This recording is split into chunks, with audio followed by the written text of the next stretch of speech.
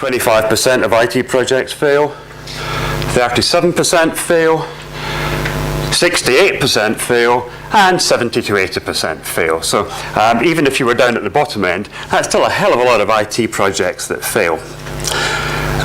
And if you look at the kind of typical reasons for failure, I've summarized them as 3 main headings. The first one is, and it happens all the time, this technology just doesn't work.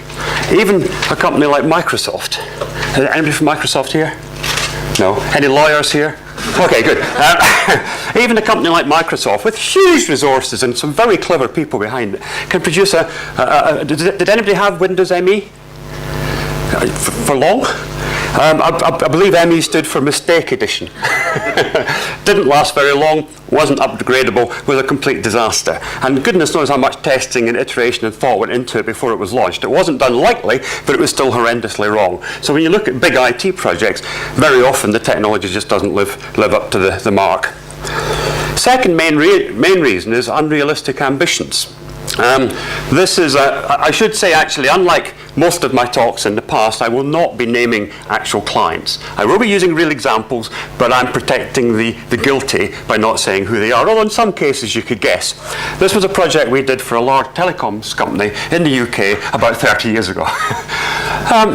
And what they had the idea of was, instead of having an engineering department, a sales department, a billing department, everything else, everyone would have one big customer service system. It would be the same system that everyone would use, and so anyone who answered the phone could help the customer with exactly what their inquiry was. So you didn't get passed on from person to person to person. That first point of contact could be the only point of contact most of the time.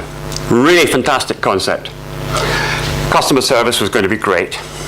Now, the technology did seem to work, but the one fundamental problem was that in most of the organization, if the phone rang and it was a customer, the first reaction was, oh my God, it's a customer, how could I get rid of them? And so the idea of selling them things and being nice to customers and engaging with them was just completely alien to the culture.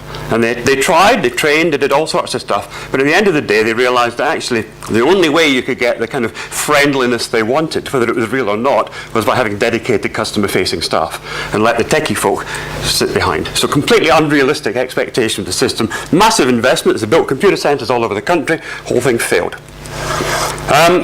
And then the third reason is, and this is the one that keeps system concepts in business, systems being rejected by the users. And if you look on the internet, there are just so many examples. I actually particularly like this one. It's not very recent. It was 2005, 2006. The report of the Foreign Affairs Committee of the House of Commons on the Foreign and Commonwealth Office. An official government report, and they quoted in it a letter from a user of a system called Prism, and I hope you can read that. In the FCO's long history of ineptly implemented IT initiatives, Prism is the most badly designed, ill-considered one of the lot.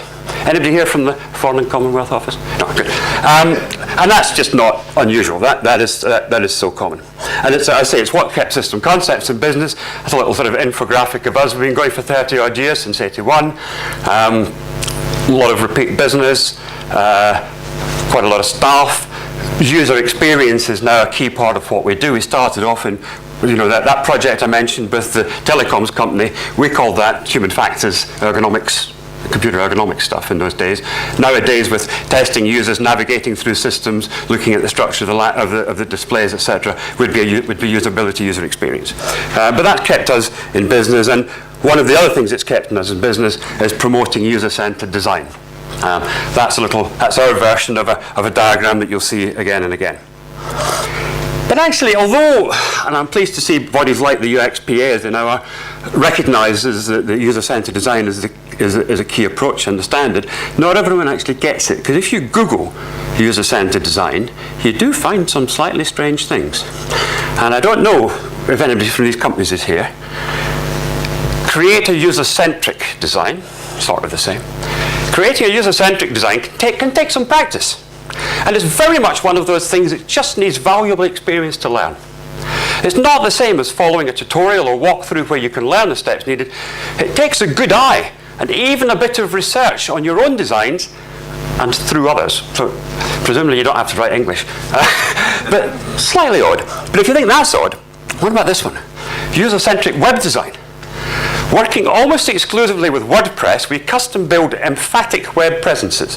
From initial brief to launch, backed by faultless code and utilizing the latest technologies, including HTML5, CSS3, and latest jQuery, all that fancy tech speak costs less than you might think. Where's the user in that?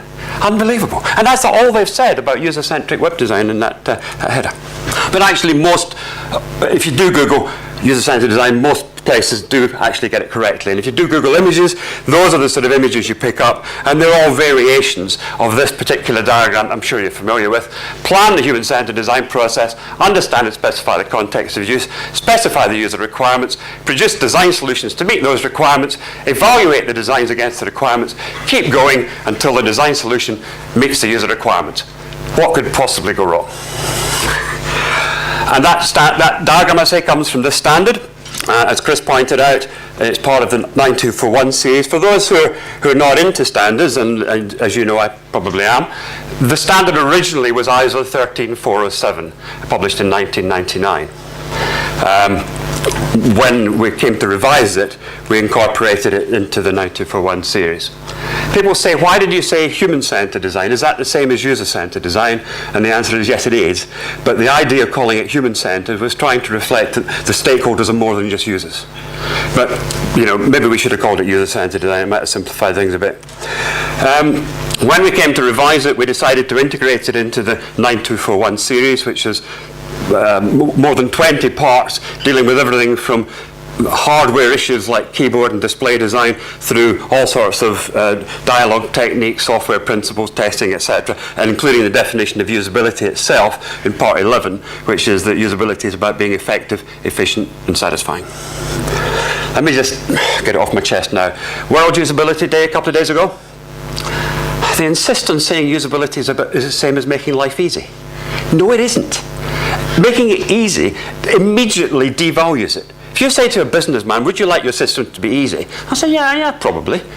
Would you like it delivered now, or do you want us to take a bit longer to make it easy? So I'll deliver it now.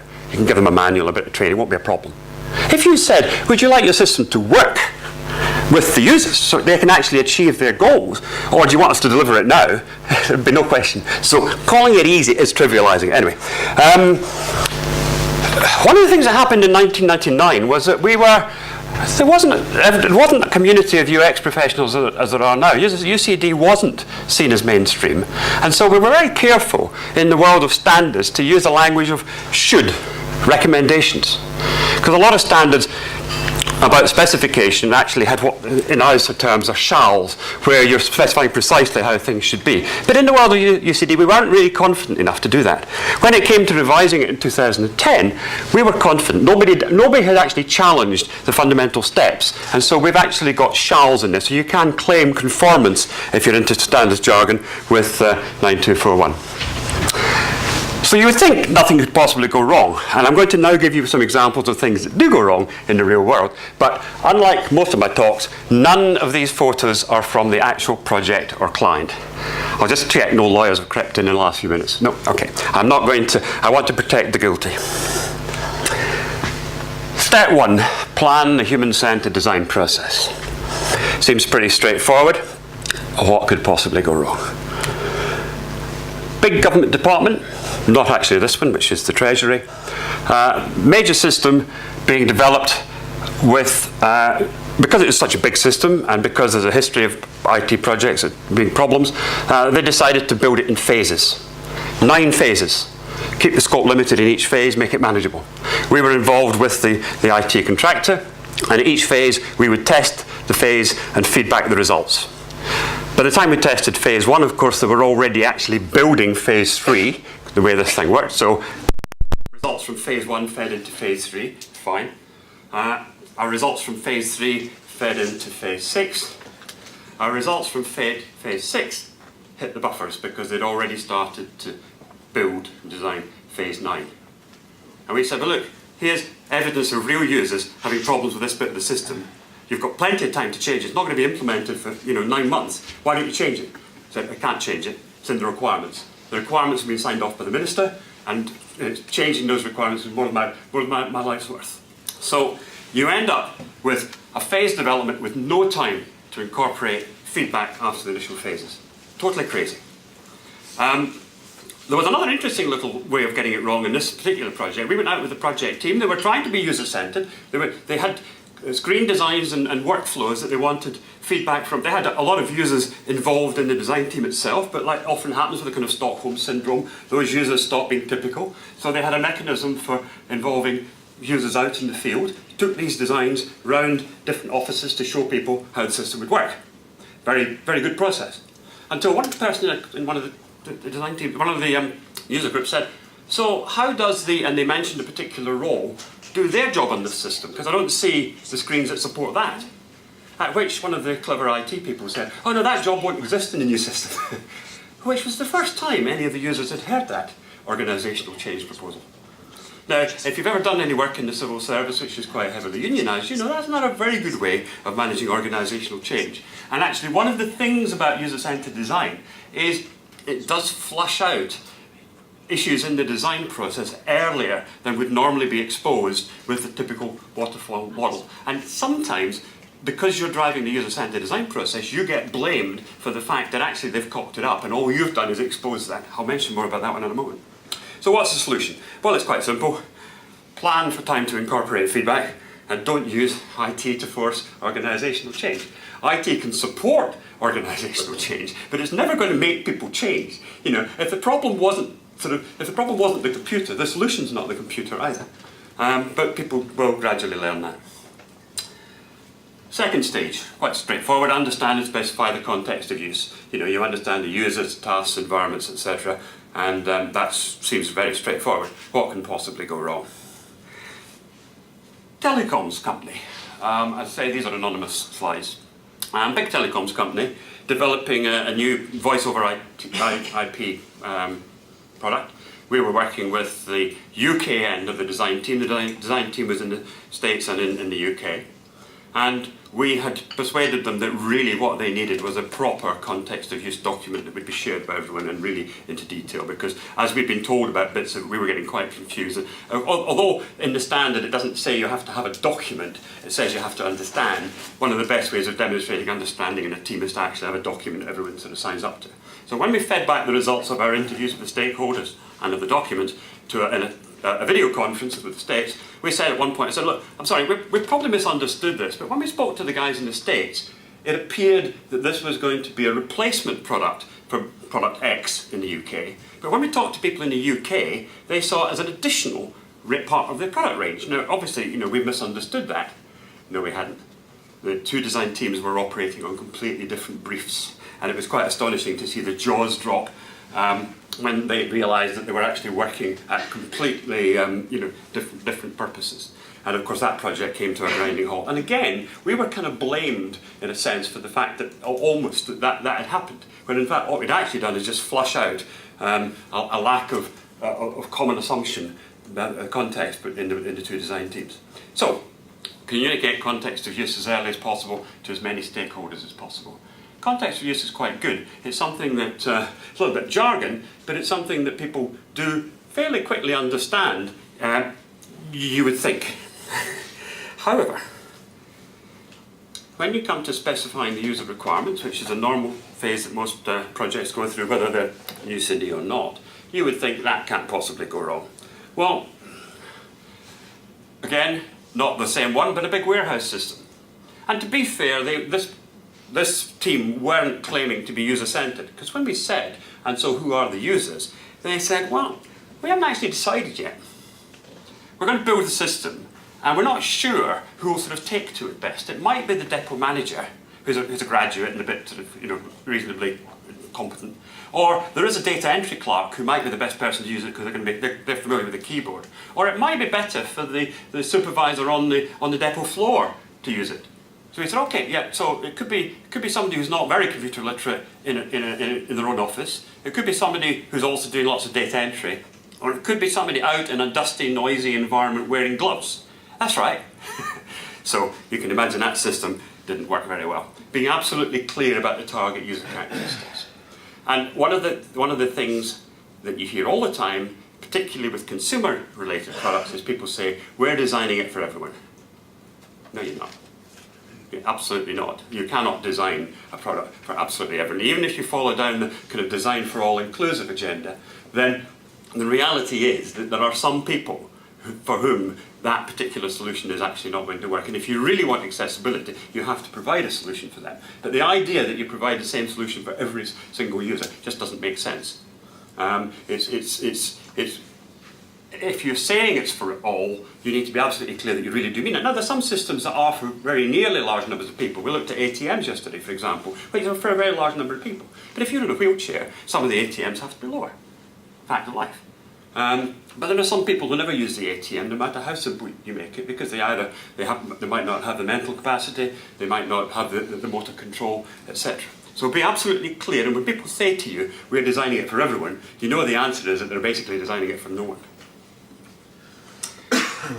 Produce design solutions to meet user requirements. What could possibly go wrong? You might be able to make out that these say lorem ipsum dollar whatever. It's a wireframe. It's a wireframe with pictures. Now, we don't usually do wireframes with pictures.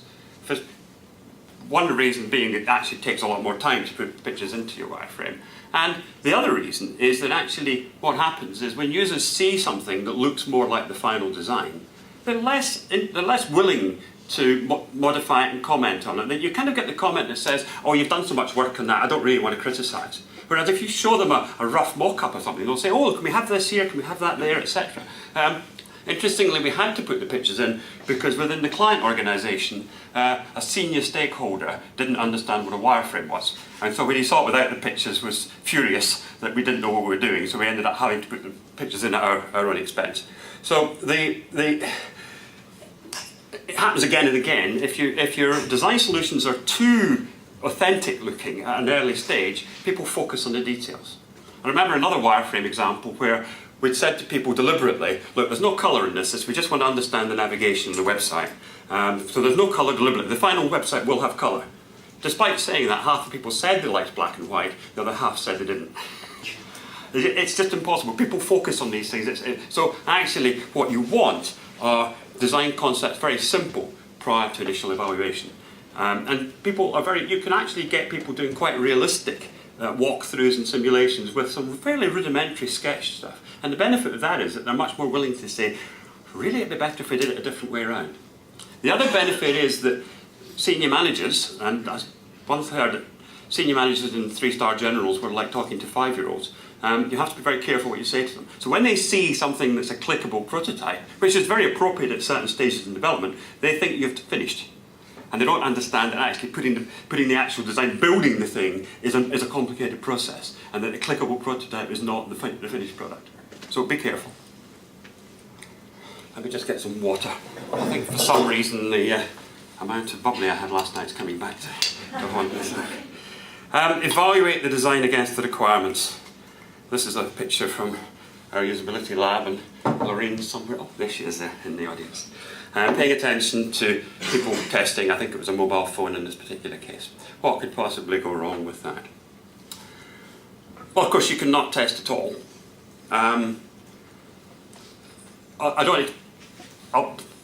Rolf will be cross with me for saying I don't expect you to read this, but in this particular case there's a reason. If you can read it, what it says at the bottom, it's about setting up a company limited by guarantee, and at the bottom there it says, thank you, now click next, continue, arrow, arrow, arrow. That link says back to formations. That's not blue or anything, so not quite sure what to do. So I hunted around the screen, couldn't really, finally looked further down the screen, and then managed to put a next button under what was very clearly the bottom of the page. I don't know who thought that was a clever move, but what the first user in the first test, one user, would have been enough to say, that's a stupid design. So they didn't even test it with one person. But sometimes they do test it with people. This is a retailer, not the one involved, and we were called in after a design process where they had actually tried to be quite user-centered. And it was the personnel managers in the store, a management system for personnel managers in the store to manage staff, all the things for staff. And they'd had steering group from the managers, they'd shown them prototypes, they'd talked them through about the requirements, they'd actually done some simple demonstrations and tests with them. They were absolutely convinced that the system was really great. The managers all thought it was wonderful, all signed off, implemented. A few weeks later, we got called in as ergonomics consultants, not UX, because the staff were all getting RSI and complaining about using the new system. Couldn't understand it. When we looked into it, what happened was that the managers who'd been consulted thought that, for example, if you wanted to change Fred's hours on a Friday, clicking on staff, maybe he was a storeman, so click on staff, select storeman, scroll down, select Fred, scroll down, select hours, select Friday, select finishing time, change 4:30 to 6:30, click OK. Dead easy. The reality is, of course, very seldom was that the job. Usually the job was everyone has to stay late on Friday because it's a bank holiday or whatever, and for all 40 staff or 50 staff or 60 staff, the users had to do exactly that for every single member of staff. There was no bulk processing, no way of doing the whole lot. So of course they were spending all day doing this, got RSI. So what went wrong was they tested with the wrong users and the wrong tasks. So make sure when you're testing that they are the real users and the tasks. And that can be quite tricky, because sometimes in the organisation it's the managers who want to tell you they're the users, and the managers are sometimes paying the bill. So getting past them to the people who are actually going to put hands on keyboards is sometimes quite tricky, but important if you want to get it right. Iterate where appropriate. Sounds straightforward. You test, isn't quite what you like, you fix it, test it again, isn't quite what you like, fix it, test it again, works, great.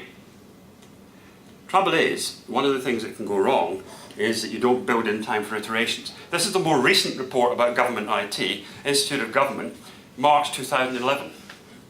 Most government IT, therefore, remains trapped in an outdated model which attempts to lock project requirements up front and then proceeds at a glacial pace. The result is repeated system-wide failure. And what they recommend is agile development. In fact, when they talk about agile development, they actually also mean user-centered design, because they talk about using standards and they talk about platforms.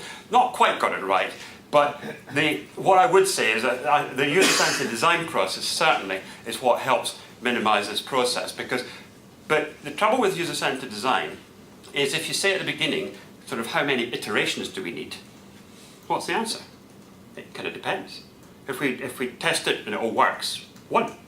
If we test it and it doesn't work, we revise it, test it again. And so in the world of sort of project planning and project management and finance and so on, it's actually quite frightening to say, well, we don't know, we'll wait and see. And if you say to senior managers, would you like this project for that amount of money at that time, or would you like it to be better for a little bit more money and a little bit more time? They know exactly what money means, they know exactly what time means, but they don't know what better means. So actually justifying making it better by taking longer or spending more is very, very hard. And one of the things that we've found quite effective in talking to senior managers is to start thinking, as you should do, user-centered, think in their terms. And the two words that you can just about get away with senior managers these days for sort of scaring them into thinking about it is risk and governance. Both of those are things that have managers quaking in their boots. Governance is basically not only doing things properly, but showing that you've done things properly. And of course, risk is, I say we all know about it, we actually fail to understand it properly. But the risk that a system will fail is something that managers can address. And so if you actually say, if we take that little bit longer, then better means there's much less risk of the project failing, and we can test those risks early on by testing prototypes, you can begin to engage with managers. When managers say things to you like, prove exactly the return on investment for this by showing me some other company's figures, they're actually saying, I don't believe you. They're not really saying, show me those figures. Because if you come up with a really great idea for a new business, they don't say, well, we'll wait until everybody else has done it and then we'll copy them. If it's a really great idea, they go for it. And they are prepared to take a degree of risk. So it's actually about convincing people that you've got the right evidence about the fact that the system will actually deliver the kind of benefits they've been talking about. So, I think I was supposed to have 45 minutes with time for questions, so I'm doing okay. that's system concepts version of the ISO 9241 Part 210. Plan, research the user's tasks, environments, context of use, produce your requirements, do your design, evaluate. When you're happy with having iterated, and it's not just one iteration, you can iterate at any point in the cycle. People don't understand that. You can iterate your plan, you can iterate your research if you don't believe what you found or you don't like it. You can iterate your requirements, you can iterate your design, and then you release the product. And one of the things that's also in the standard, quite important, is tracking real world use. Because the reality is a large number of IT projects are actually on version 2 or version 3 or whatever. Very, very few big projects are starting from scratch.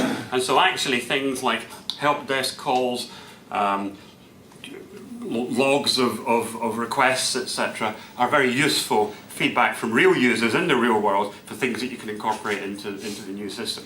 I heard somebody from Microsoft say that they have a system where you can, when you've come up against a problem in Word or Office or whatever, you can sort of send a request and say, can the next version please do X, Y, Z?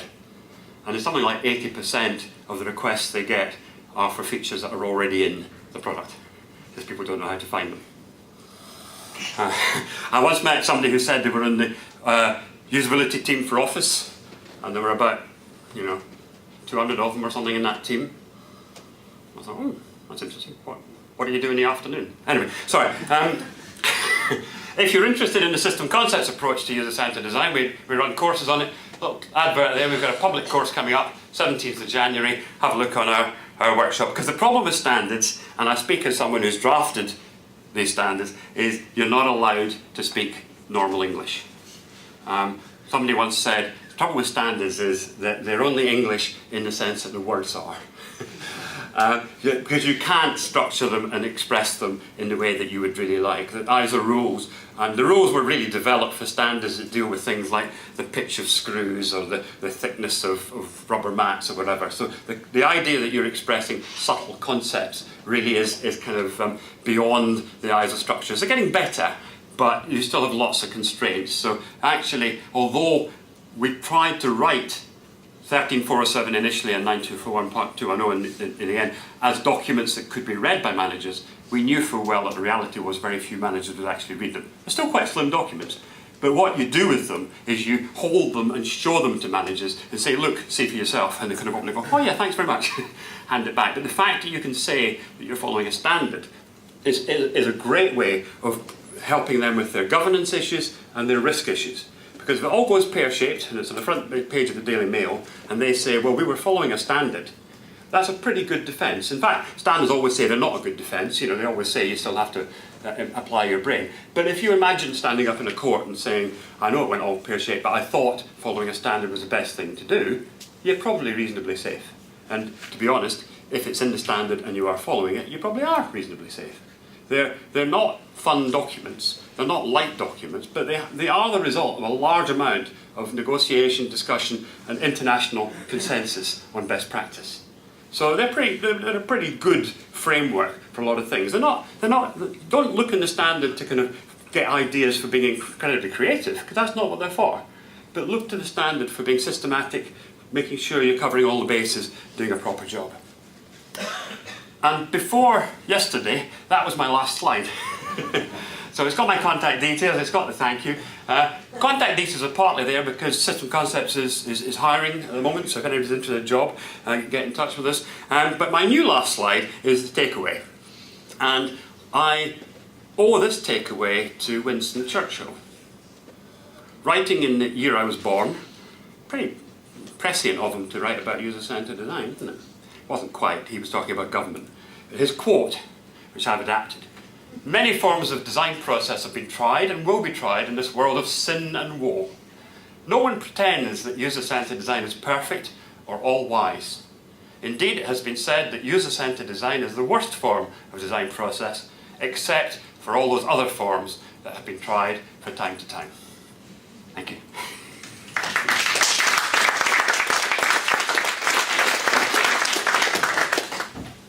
Thank you. I'm sure that spurred a few questions in your mind. Any questions from the audience?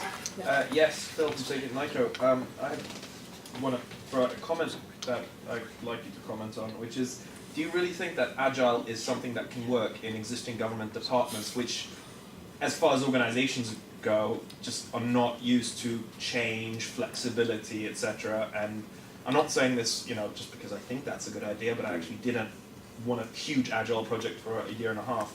And my experience showed that government employees, especially long-standing ones, struggle with the concept of Agile. It sounds great, but it doesn't work. Yeah, I think it works in bits.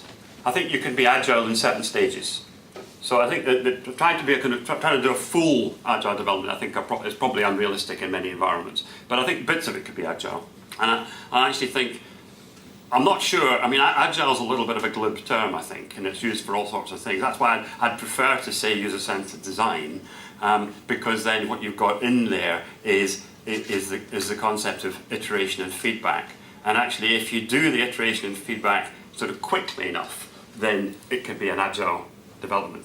I mean, I noticed yesterday the chap from Tesco Bank was talking about the rapid testing stuff. I mean, we've done that ourselves. We call it RITE, Rapid Iterative Testing Evaluation. But, at certain times in the project, having a quick, test something out in a few users, improve it, test it out again, and keep cycling through is very effective. And in that case also, you can say, well, we'll do that for a week, or we'll do that for 2 weeks. And you get the reassurance in the organisation that you're not actually going to be doing it for 6 months. And of course, you're not going to build perfect systems, but you are going to build better systems. Have you seen any projects where they actually did that? In government? Yes. I don't think we have actually in government. We've seen, yeah, you're right. I mean, we've only seen it in more agile organisations, to be honest, particularly in web and telecoms, which are, by their very nature, more customer sensitive anyway, because they know that their competitors are a click away. The problem with a lot of government systems is not only do they not have any competitors, but a lot of people don't really know what they're there for.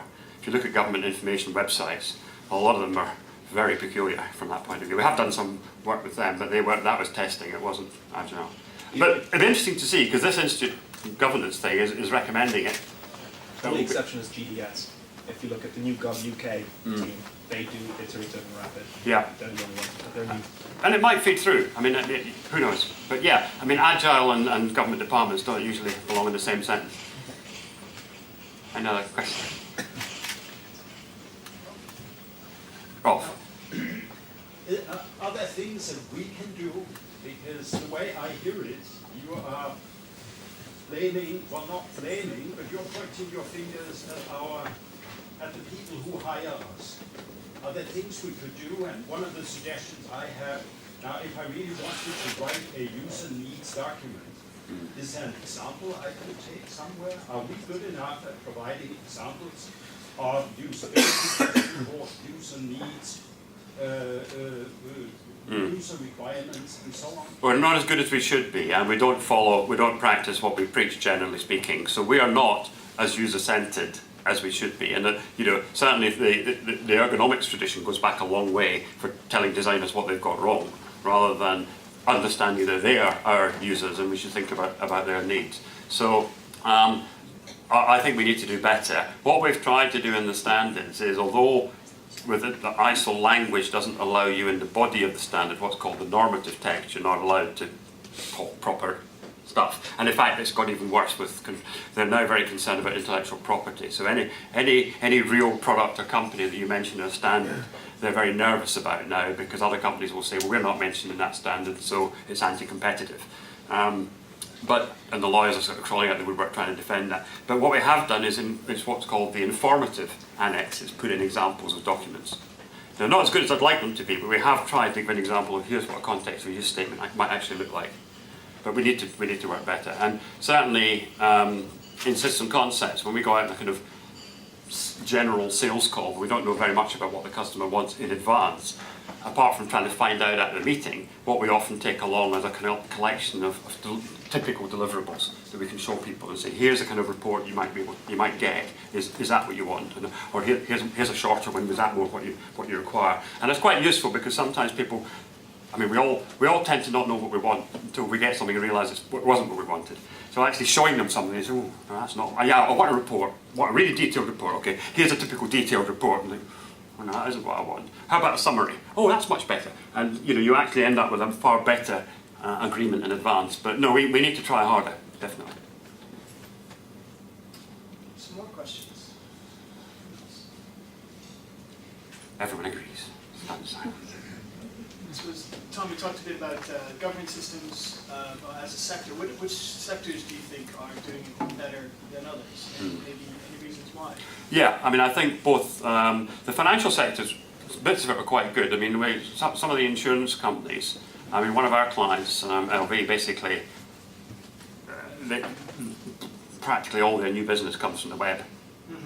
People see a television advert, go onto the web, and if those websites don't work, as I say, the competitors are a click away. So they're very sensitive to testing and to getting requirements right. And particularly in something like the financial sector, the regulations are quite complex, and so you often have to tell users things up front which are quite complicated. They don't really understand why they're being asked them. So we have done work on the requirements end of research to try and work out how you could explain to they'll say things like, can you just tell me what what policy I need? And you have to say, I'm sorry, we're not allowed to tell you that because we're not independent financial advisors, blah, blah, blah. And the users think they're being brushed off, but in fact there's legal reasons why they can't. But trying to explain that stuff to people, we've actually done some testing with that. But I think the most sort of savvy industry, I think, is mobile, because they have to be. I mean, it's the competitive differences between the different mobile companies is thinner and thinner, and they've really got to refine. And of course, the trouble is, if people just made phones like Nokia used to, it'd be pretty easy.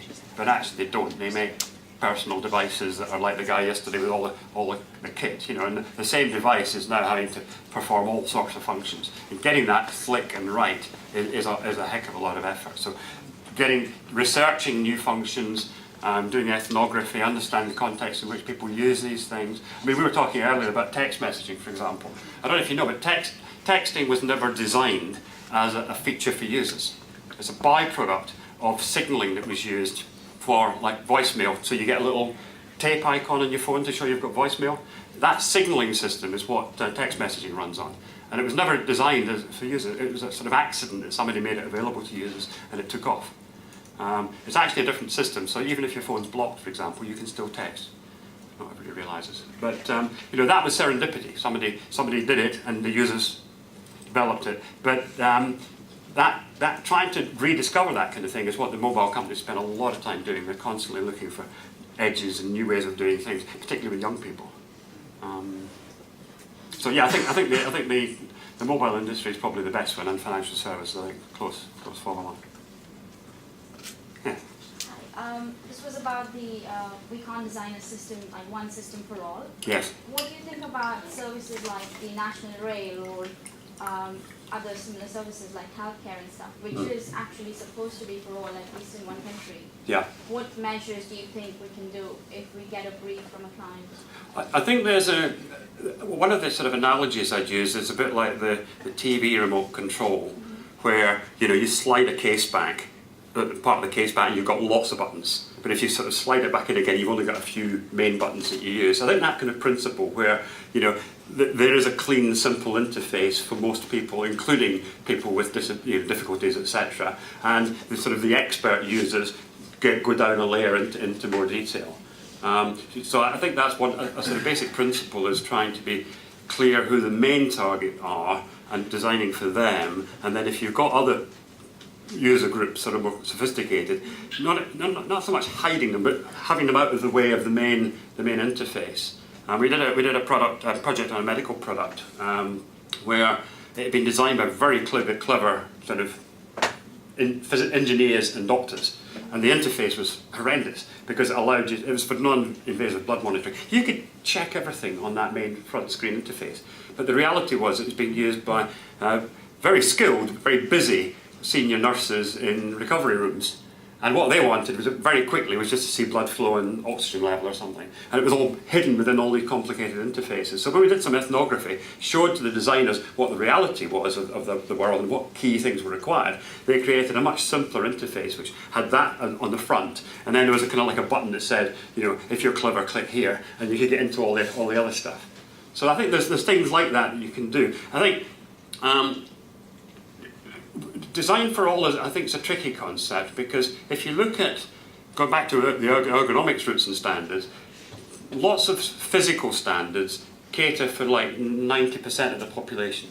The smallest 5 and the tallest 5% are kind of excluded from what's regarded as a kind of normal range, just because it is so wide. So you look at furniture and things like that, that's a typical design concept. When it comes to interfaces, user experience, nobody's really thought that through and thought, well, what does that mean? You know, 90%, great, you can design for 90%, but what do you do about those other two ends? And the reality is you have to do something for them. Makes good business sense, and it's also a legal requirement in many cases, but it's not necessarily the same thing. So you can have, you know, you can change font size, you can go into, like on Windows, you can have accessibility settings. You know, so it's not necessarily identical, but you have created a solution for them. And the trick with that, of course, is to test it with users with disabilities. You can't just look at it and say, oh, I don't think blind people will like that. You try it with blind people and you'll be surprised at how they use screen readers. I mean, whenever we test somebody using a screen reader, they always slow it down so we can follow what they're doing. They don't have it slow, they have it so fast that you just can't believe what they're doing. So if you test with those users and you consult with them, then you can design things in that work for both the visually impaired, for example, and the sighted. But it's not easy, but it is doable. Thanks. One question.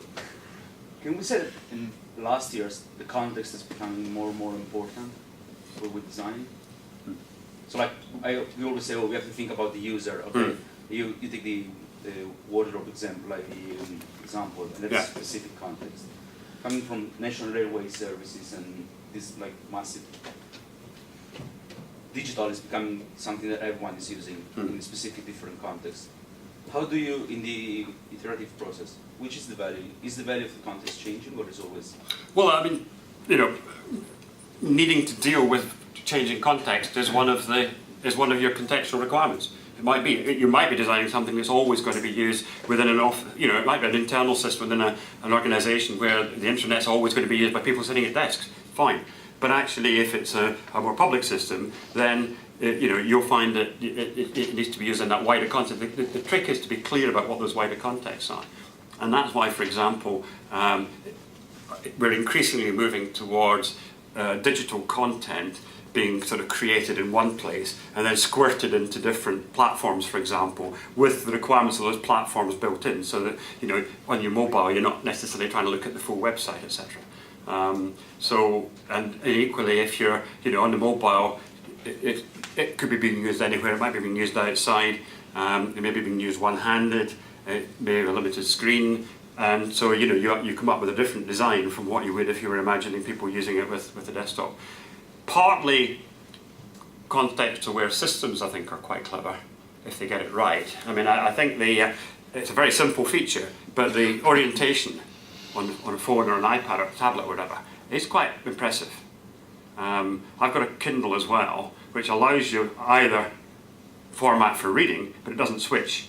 And I must admit, going between the devices, I now sort of think, why is it no? No, you have to press a button to do it. So it's only a very simple context aware to know what the orientation, but it makes a big difference. And I think we're increasingly going to be seeing more about that, particularly with things like near-field communication and everything else. So the system will have a better understanding of where you are, and it makes sense, for example, that you're outside, so it may increase the brightness.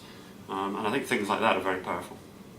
But it's all part of that initial design, getting the context correct and understanding that you really do want the system to work in all those different environments. It shouldn't come as a surprise afterwards. One more, sorry, very good one. Yeah, you mentioned a lot about minimising risk and failure. How does that sit alongside still being creative and innovative? Because you do your creative and innovative bit up front. How do you make sure that that's not destroyed through the kind of latter? It shouldn't need to be, because it still has to work. So, you know, if your stuff is so creative and innovative that you can't actually persuade people to use it, there's something wrong with it. Now, I think you need to be careful, and I've said a few times yesterday, there's a difference between what people say and what people do. So if you've got this nice creative sort of interface thing that does something particularly well, and you just say to people, do you like that? You know, then you might get, oh, I don't like that, it's different. But if you actually make them do a task on it, and if it's a complex system, you might have to take some time to teach them and to learn, let them learn how to do it. Then I think you'll find that the innovative stuff can actually, it can be a real plus, because actually you can show that people are able to do that and convince the sceptical, more senior management who say, oh, we're not going to change anything because it's too new. And you can say, well, actually, when we tested it with customers, here's what they did. So we're not, you know, it absolutely shouldn't stifle creativity. I mean, that's one of the big failures in the computer industry, is they used to call the people who design systems analysts. A complete misunderstanding of the role of analysis and design. Design is a creative process, and it's definitely should support it, not clash it. I think on that, that's a great question to end on as well. So I want to thank you very much, Tom, for that.